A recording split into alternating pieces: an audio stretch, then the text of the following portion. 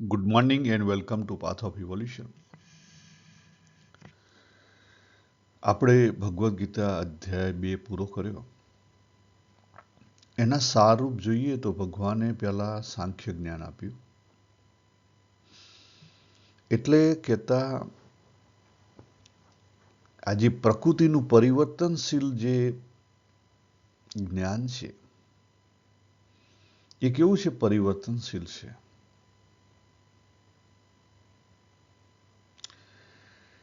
એની પાછળ જે પુરુષ ઉભેલો છે એ નિત્ય શાશ્વત છે.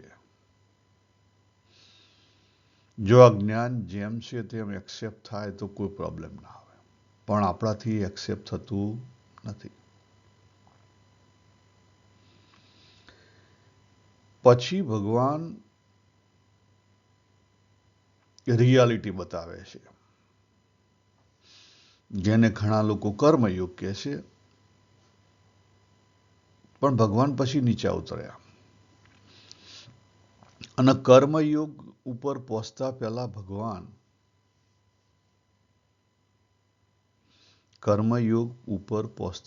ભગવાન બુદ્ધિની વાત છેડી. દ્વંદ્વ રહિત બુદ્ધિ. અને ત્યાં પછી અર્જુનજીએ પ્રશ્ન પૂછ્યો 54મા શ્લોકમાં કે આ દ્વંદ્વ રહિત જેની બુદ્ધિ થયેલી છે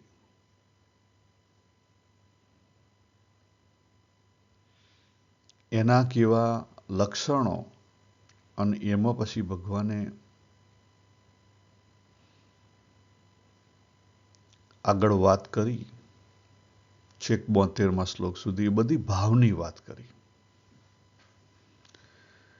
એટલે બુદ્ધિને દ્વંદ્વ રહિત કરવા માટે જીવન જેમ છે તેમ સમજવું પડે. પણ આપણો દ્રષ્ટિકોણ જ્યારે આપણે ભગવદ્ ગીતા વાંચીએ કે એનો ઉપયોગમાં લઈએ ત્યારે આપણો દ્રષ્ટિકોણ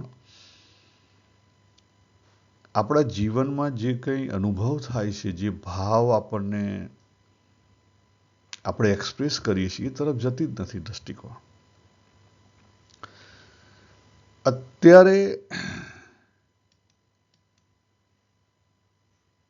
અત્યારે છેલ્લે ભગવાને શેની વાત કરી? ત્રણ વસ્તુ, કામના, મમતા, અહંતાને દૂર કરવાની વાત કરી. બરાબર. અત્યારે આપણી પરિસ્થિતિ કઈ છે? તો એ પરિસ્થિતિની વાત કરું તો અત્યારે આપણી જે પરિસ્થિતિ છે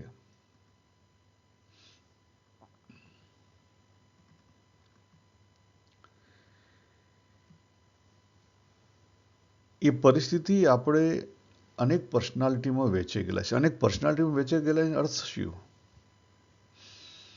તો મુખ્યત્વે 4 રીતે આપણે એક્સપ્રેસ કરીએ છીએ આપણી પર્સનાલિટી. એટલે જેમ છે તેમ આપણે પૂરી એક્સપ્રેસ કરતા નથી. એ કઈ 4 રીત છે? પહેલી રીત છે કે દેહ અને ઇન્દ્રિય રિલેટેડ. ઇન્દ્રિયો જે પ્રમાણે ખેંચી જાય એ પ્રમાણે આપણું જીવન છે. જો ભગવાને અહીંયા ઇન્દ્રિયોને કંટ્રોલમાં કરવાની વાત કરી છે, પણ મનને પણ કંટ્રોલમાં કરવાની વાત કરી છે. ભગવાન કે રસબુદ્ધિ તું સમજ. અને આ જે રસબુદ્ધિ છે ને એમાં ભાવને સમજ. કારણ કે રસબુદ્ધિનું એક્સપ્રેશન છે ને ફુવારા જેવો ઊંચો ક્યારે થશે? પરિસ્થિતિને લઈને એ મોટો થાય, તાકાતવાળો થાય. એની ભગવાને વાત કરી. કહેવાનો અર્થ ભગવાને કીધું કે જે બુદ્ધિ છે એ કેવી હોવી જોઈએ? નિર્મળ કહેતા પવિત્ર હોવી જોઈએ, નિર્દ્વંદ. એમાં કોઈ દ્વંદ્વ ના હોવો જોઈએ.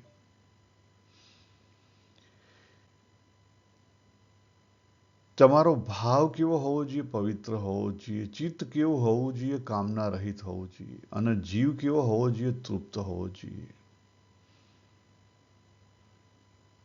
આટલી વસ્તુ સમજાય, આ 3 વસ્તુ, તો બાકીની 3 વસ્તુ થાય. કઈ 3 વસ્તુ થાય? તો આત્મજ્ઞાનની તો ખબર પડે, ભગવાનના મહિમાની તો ખબર પડે, અને આ જગત શું છે એની પણ તો ખબર પડે.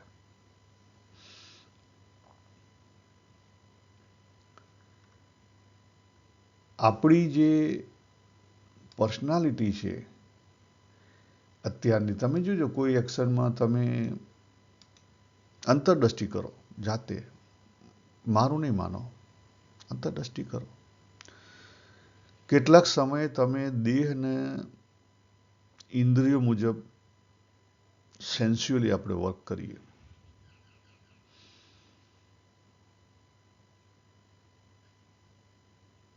દાખલા તરીકે ઘણી જગ્યાએ તમે રોડ ઉપર જતા હો અને ક્યાંકથી સારી સુવાસા અથવા વધારે ગાડીઓ પાર્ક થયેલી હોય તો તમે સહેજે જોવા રોકાઈ જો અથવા સ્મેલ આવતી હોય તો ખાવા રોકાઈ જો. આ સેન્સ્યુઅલ હરકત છે. આપણે મોટા ભાગે આમ જ જીવીએ છીએ. બીજા એક પ્રકારના એવા છે જે ઇમોશનલ છે, સરફેસ ઇમોશનલ.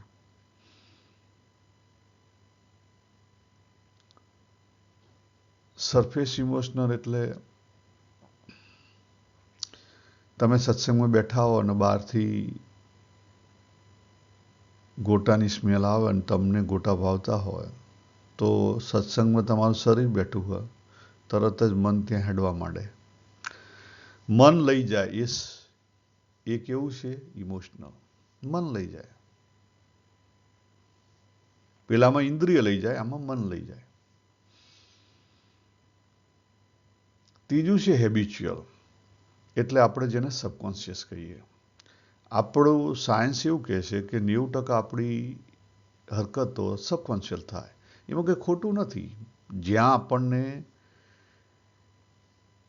દાખલા તરીકે હું દરરોજ ગાડી લઈ અને ઓફિસે જઉં છું, મારો રસ્તો જાણીતો છે, તો બાકીના સમયમાં સબકોન્શિયસલી મારો દેહ ગાડી ચલાવે તો એમાં કંઈ ખોટું નથી.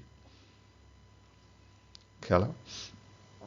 પરંતુ જ્યાં વિકાર છે, હવે વિકાર એટલે કયો? કે દાખલા તરીકે તમારે ગુસ્સો કરવો નથી પણ ગુસ્સો આવી જાય છે, એ સબકોન્શિયસલી આવે છે, તો એ વિકાર કહેવાય. તો જ્યાં વિકાર છે એ અંદર, વિકાર કેમ છે? તો અંદર એનર્જીમાં ડખાશે એટલે વિકાર છે. તો એ એનર્જીને બેલેન્સ કર્યો તો એ વિકાર જતો રહે. એ એનર્જીને બેલેન્સ કરો તો વિકાર જતો રહે. એટલે ત્રીજું જીવન આપણું હેબિચ્યુઅલ છે.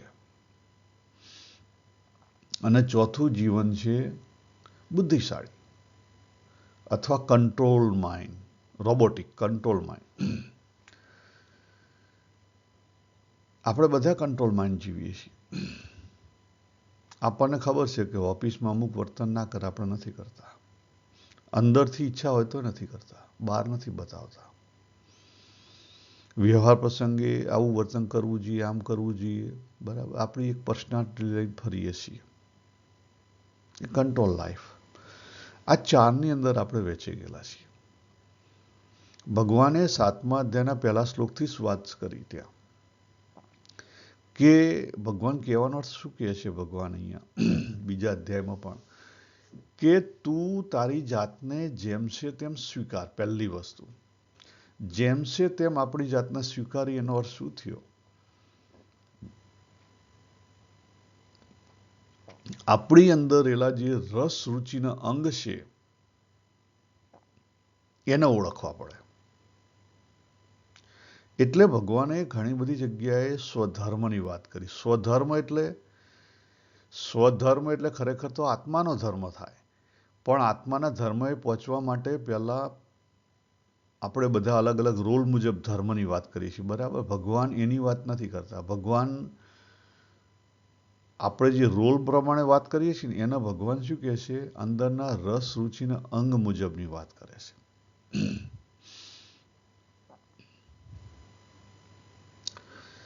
અર્જુનજી હતા, એમનો રસ રુચિના અંગ એ આજની તારીખે કયો હતો? ક્ષત્રિયનો હતો. ભગવાન બુદ્ધ હતા, એમનો જન્મ ક્ષત્રિયમાં થયો હતો, રાજા હતા, બરાબર. પણ એમને રસ રુચિના અંગ શાની હતી? એમને રસ રુચિના અંગ શાની હતી? રાજાની નહોતી. ચેક કરો. એવું કહી શકાય કે એમનો ગુણ રસ તો હતો જ, કારણ કે ભાગ્યા, દોડ્યા, ભગવાન મેળવવા દોડ્યા, પણ દોડ્યા, અનેક સાધનાઓ કરી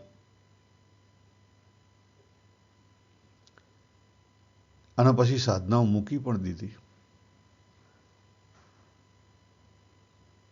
બરાબર. એટલે એમનો રસ લડાઈનો નહોતો, ક્ષત્રિયનો નહોતો. કદાચ એવું કહી શકાય કે એમનો રસ જ્ઞાનનો હતો. બરાબર. પણ આપણે એ બધામાં જતા નથી. આપણે આપણો પોતાનો અંદરનો ઓળખવાનો છે. કારણ કે બીજાનો આપણે એનાલાઇઝ કરવા જઈશું આપણે ખોટા પડશું. હું ભગવાન બુદ્ધનો મળેલો નથી, અથવા ભગવાન બુદ્ધે મને કહ્યું નથી કે એમનો ગુણ કયો હતો કે એમનો રસ રુચિનો અંગ કયો હતો. બરાબર. એટલે બેટર છે કે આપણે આપણું પોતાનું જોઈએ. મન તમારી ના ખબર હોય, તમને મારી ના ખબર હોય. અને આ ભગવાન કૃષ્ણનો તો જો તમે રસ રુચિના અંગ શોધવા જશો ને તો ઊંધા માથે આપણે જતા રહીશું. કારણ કે તો બહુરંગી વ્યક્તિત્વ છે એમનું. જનરલી કેવું હોય કે જ્યારે માણસના વ્યક્તિત્વની અભિવ્યક્તિ થતી હોય ત્યારે 3 ગુણનું જોડ એટલે માનવ, પણ એમાંથી એક ગુણ વધારે અભિવ્યક્ત થતો હોય. કે દાખલા તરીકે તમે અત્યારે હાલ 30 વર્ષના છો, તમે છેલ્લા એકાદ વર્ષનું કે એકાદ મહિનાનું તમે એનાલિસિસ કરો તો કયા ગુણ વધારે તમારે ઉપયોગમાં આવ્યો છે એના ઉપરથી તમને ખબર પડે કે તમે કઈ ટાઈપના માણસ, કઈ ટાઈપનો તમારામાં પેલો છે.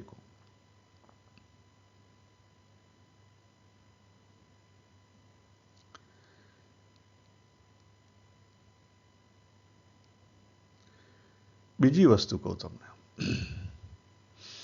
બહુ ગુણમાં ઉતરવાની જરૂર નથી મારા મતે, મારા અનુભવ પ્રમાણે. એનું કારણ છે આપણે ત્યાં જે સામાન્ય ધારણા છે કે તમથી રજમાં જો, રજમાંથી સત્વમાં જો, અને સત્વ ગુણ તમને આગળ લઈ જશે, એ 100% સાચી નથી. એ 100% સાચી નથી. બરાબર છે કે તમની અંદર જે વિકાર રહેલો છે, તમની અંદર જે વિકાર રહેલો છે એ વિકાર બહુ ખરાબ પરિણામો ઊભા કરે છે. રજની અંદર રહેલો વિકાર પણ ખરાબ પરિણામો ઊભા કરે છે. સત્વનો વિકાર પણ ખરાબ પરિણામ ઊભા કરે છે. ભગવાને બહુ વાત કરી છે 14મા અધ્યાય અને 18મા અધ્યાયમાં, પણ હું પોતે તો એમાં બહુ પડવા માંગતો નથી. કારણ કે એ તમે સમજવા જશો તો જે ભગવાને સારું કીધું 14મા અધ્યાયના 22મા શ્લોકમાં, શું કીધું કે કોઈ જે ગુણાતીત છે એના ગુણ નથી, છે એની અંદર તમ છે, હા છે, કારણ કે એ પણ ઊંઘે છે. એની અંદર રજ નથી, છે કારણ કે એને ક્રિયાઓ કરવી પડે છે, આળસુ નથી, ક્રિયાઓ કરે છે. એની અંદર સત્વ છે, હા છે, કારણ કે એની અંદર જ્ઞાન રહેલું છે. પણ એ ત્રણેયની અંદર એ ફસાતો નથી. સત્વનું શું કામ છે? જ્ઞાન અને સુખ. બંને ફસાઈ દે. રજનું શું છે? કર્મ. કર્મ ફસાઈ દે તમને. બરાબર. અને તમ નિદ્રા, આળસ ને પ્રમાદી તમને ફસાઈ દે. એટલે ત્રણેયમાં ફસાતો નથી. ત્રણેય ગુણ છે પણ ત્રણેયમાં ફસાતો નથી. જ્યારે પોતાની અભિવ્યક્તિ કરે ત્યારે જેમ છે તેમ અભિવ્યક્તિ કરે છે. જેમ છે તેમ અભિવ્યક્તિ કરે છે. એટલે આપણે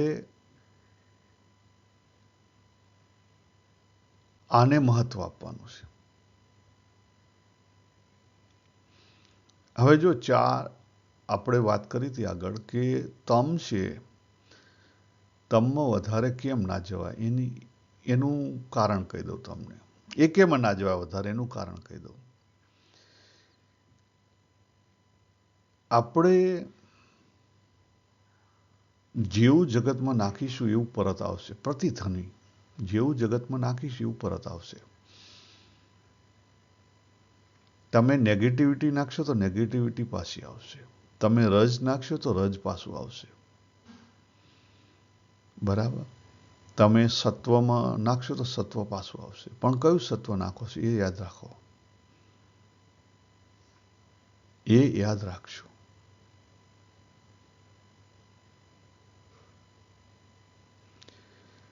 એટલે આથી વિશેષ કહું, જે અહીંયા આપણે સ્ક્રીન ઉપર દેખાય છે ને, પહેલામાં આપણે રેડ બોર્ડર બતાવી છે કે બાબુ છે એના 4 ભાગમાં વહેંચી દીધેલો છે. એ 4 જે ભાગ છે, lower subconscious mind, upper subconscious mind, emotional mind અને લોજિકલ માઇન્ડ. જો નંબર આપેલા છે, પહેલું લોઅર સબકોન્શિયસ માઇન્ડ, બીજું અપર સબકોન્શિયસ માઇન્ડ, ત્રીજું ઇમોશનલ માઇન્ડ અને ચોથું લોજિકલ માઇન્ડ. આ જે બાબુની બોર્ડર બતાવી છે રેડ કલરની, એની બાજુમાં બીજું એક હેન્ડ ડ્રો પિક્ચર છે, એની અંદર 2 ભાગ બતાવેલા છે. એક ટોપમાં એક્સ લખેલું છે, ત્યાં સ્થિતિ લખેલી છે, નીચે વાય લખેલું છે, સ્થિતિ લખેલી છે. એ શના માટેની છે? શક્તિ માટેની છે. ગુણ છે એ આપણા દેહ, ઇન્દ્રિય, પરિસ્થિતિ દરેકને લઈને પ્રભાવિત થાય, બદલાય. તમે જો તમે પાર્ટીમાં જશો તો તમને એ પ્રમાણેના તમારા પગ બધું હાલવા માંડશે, અને તમે સત્સંગમાં જશો તો ત્યાં કોઈ વૈરાગ્યની વાતો ચાલતી છે તો એ પ્રમાણે થશે. એટલે ગુણ છે ને એ ફ્લક્ચ્યુએટિંગ છે, એટલે ગુણમાં પડશો નહીં. મારે કહેવાનો અર્થ એક જ છે. બીજી વસ્તુ તમને કહી દઉં, આજે અતિમાં પડશો નહીં. જ્યાં સુધી તમારાની અંદર મધ્યમ એનર્જી ના આવે અને એને તમે એક રસ ના કરી શકો ત્યાં સુધી ઉકેલ નહીં આવે. ગમે તે રસ્તો પકડો, મધ્યમાં લાવી અને એક રસ નહીં કરો ત્યાં સુધી ઉકેલ નહીં આવે. અત્યારે આપણે જે વહેંચાયેલી પર્સનાલિટી છે એને એક રસ કરવાની છે, અને એક રસ કરવું એ સહેલામાં સહેલો પ્રયોગ છે. અગત્યની બાબત તમને અહીંયા કહું કે તમે તમારું આખું જે બોડી છે એ આગળના જન્મોને લઈને બનેલું છે. આપણને જે મળ્યું છે આગળના જન્મોને લઈને મળેલું છે. બરાબર. હવે આગળના જન્મોને લઈને જે કંઈ મળ્યું હોય એને તમે ફેરફાર કાં કરવા જવાના? એટલે ઘણા લોકોને આગળના જન્મોને લઈ અને તમોગુણ પ્રધાન હોય તો ઇટ્સ ઓકે, એમાં કંઈ ખોટું કંઈ નથી. એમાં તમોગુણ વધારે હોય એટલે કે એમાં આળસ વધારે હોય, નિદ્રા વધારે, ઊંઘ વધારે જોતી હોય, ખ્યાલ, બોડી પણ હેવી હોય થોડુંક. પરંતુ તમે ત્યાંથી સીધો જમ્પ મારી શકો, તમારી જે રેડ બોર્ડર છે ને એનાથી બહાર નીકળી શકો. અગત્યનું શું છે? તમારે આખાને એક રસ કરવું પડે. અગત્યનો પોઈન્ટ એ. એટલે જે આપણે એવી ધારણા રાખીએ છીએ ને કે ઓહો સત્વગુણી છે એકલો જ ભગવાનને પામી શકે. ના ના ના, સત્વગુણી એનામાં તરલતા હોય, હલકો હોય, લિક્વિડિટી હોય. બરાબર. એટલે એ સહેલાઈથી કૂદકો મારી શકે, સહેલાઈથી એકરસ કરી શકે, પોતાના બધા જ વ્યક્તિત્વ છે ને એકરસ કરી શકે. બરાબર. અને હલકો એટલે જલ્દી જમ્પ મારી શકે. બરાબર છે. પણ તમે રજમાંથી પણ મારી શકો, તમે તમમાંથી પણ મારી શકો. જો આપણે ત્યાં ઘણા બધા વ્યક્તિત્વો એવા છે, દાખલા તરીકે રમણ મહર્ષિ, બીજા જુઓ તો લાઓસ છે.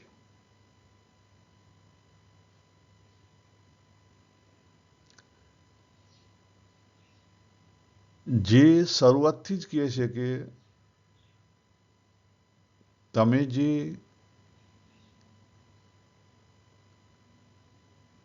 આજે ક્રિયાપણું છે, કર્મપણું છે, એને સાવ સ્લો ડાઉન કરી નાખો. એટલે શું થઈ ગયું એનું? અકર્મતા, રાઈટ? અક્રિય. અક્રિય થઈ ગયા એટલે શું થઈ ગયું? એમનામાં ઇઝીલી તમે તમને આધારે જઈ શકો, બરાબર? એટલે મારા મતે તમો અને સતો બે એક એન્ડ છે અને એના પાછળ સપોર્ટ કરનાર રજ છે. પણ આમાં પડવાની જરૂર નથી. તમે ત્રણેયને બેલેન્સ કરી એના ઉપર હેડે જાઓ. હું તો કહું છું કે તમ રજ ને સતના ઉપર લક્ષ પણ નાપજો. સાધના એટલી સહેલી છે કે એની ઉપર જવાની જરૂર નથી. અગત્યનું શું છે કે આપણા જીવની રુચિ કઈ છે, આપણી બુદ્ધિની માન્યતા કઈ છે, આપણું મનનો રસ કયો છે, આપણા ચિત્તનું અંગ કયું છે, આપણો જે દેહ અથવા અહંકાર છે એ કઈ ટાઈપનો છે. આજે રસ રુચિના અંગની જે વાત કરેલી છે ભગવાને ભગવદ્ ગીતામાં કરી છે, સ્વામિનારાયણ ભગવાને વચનામૃતમાં કરી છે. એને એક તલે લાવો. આપણે એક તલે લાવી શકતા નથી. એના એક તલે લાવો. એક તલે લાવો એટલે શું થઈ ગયું? અંદરની જે રસ રુચિના અંગ છે એના બહારના જે કર્મો છે એની સાથે ભેગા કરો. તો જે ભગવાને વાત કરી બીજા અધ્યાયના 55મા શ્લોકમાં, આત્મને આત્મના તુષ્ટ. શું વાત કરી ભગવાને બીજા અધ્યાયના 55મા શ્લોકમાં? આત્મને આત્મના તુષ્ટ. તો પછી અંદર સંતુષ્ટિ આવશે, સંતોષ આવશે, તૃપ્તિ આવશે. અને આ જ વાત ભગવાન એક અથવા બીજી રીતે આખી ભગવદ્ ગીતામાં કહે છે. ભગવાન કશું છોડી દેવા માંગતા નથી. જો ભગવાન કે જે તને આપવામાં આવેલું છે, તારા આગળના કર્મોને લઈને મળેલું છે, એનો તું ઉપયોગ કર, સાચા અર્થમાં ઉપયોગ કર, નવું નહીં બનાવ.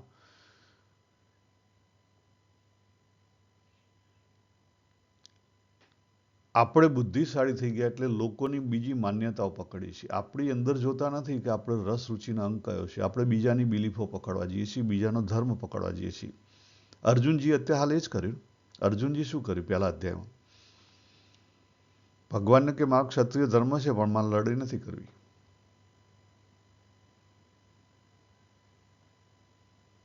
અને અત્યારે હાલે ભગવાનને જો ભગવાનના 3જા અધ્યાયનો જે શરૂઆત થાય છે એમાં એ જ પ્રશ્ન પૂછે છે કે ભગવાન આજે જ્ઞાનથી બધું થઈ કેવું છે તો તમે મને શું કરવા કર્મ કરાવો છો? એનો અર્થ શું થયો?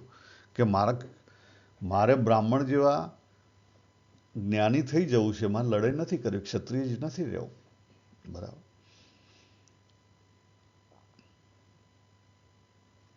એટલે પહેલી વસ્તુ કે તમે જે કુળમાં જન્મ્યા છો એને પણ સાચું નહીં માનો.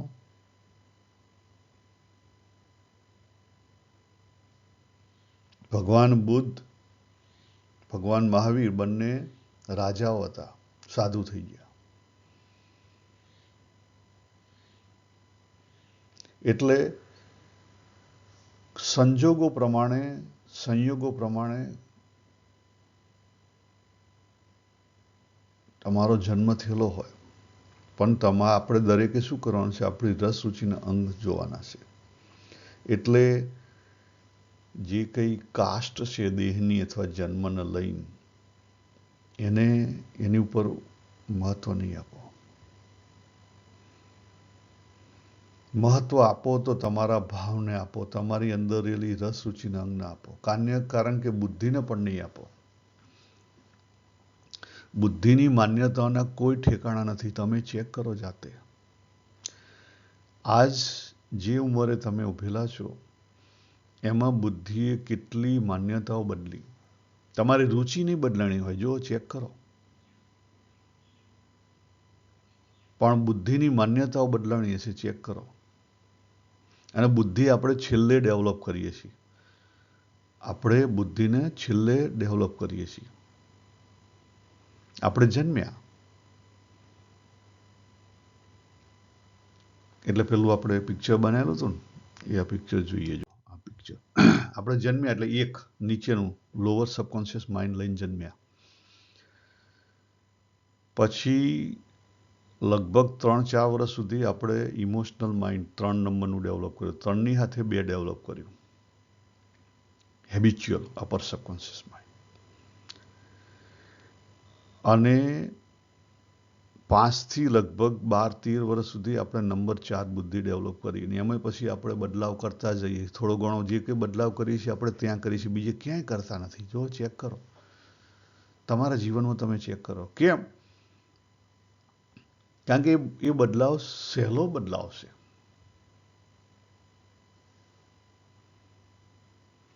પણ જ્યાં સુધી તમે તમારા જીવની રુચિ નહીં ઓળખો, એના મુજબના રસ અને અંગ નહીં ઓળખો, ત્યાં સુધી તમે જે કંઈ કરતા હશો એમાંથી તમને તૃપ્તિ નહીં મળે, સ્ટ્રેસ મળશે. કે આપણને સ્ટ્રેસ કેમ છે? એનું કારણ છે આપણી રુચિ, રસ અને અંગ અને સામે જે કંઈ આપણે પ્રવૃત્તિ કરી રહ્યા છીએ એ બંનેમાં કંઈક ખોટ છે, ક્યાંક ઘર્ષણ થઈ રહ્યું છે. આને ઓળખો.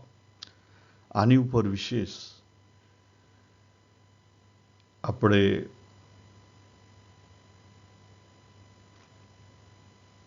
અલગથી વાત કરીશું. આજે આપણે અહીંયા પૂરું કરીએ. અગત્યનું શું છે? જીવની રુચિને ઓળખો.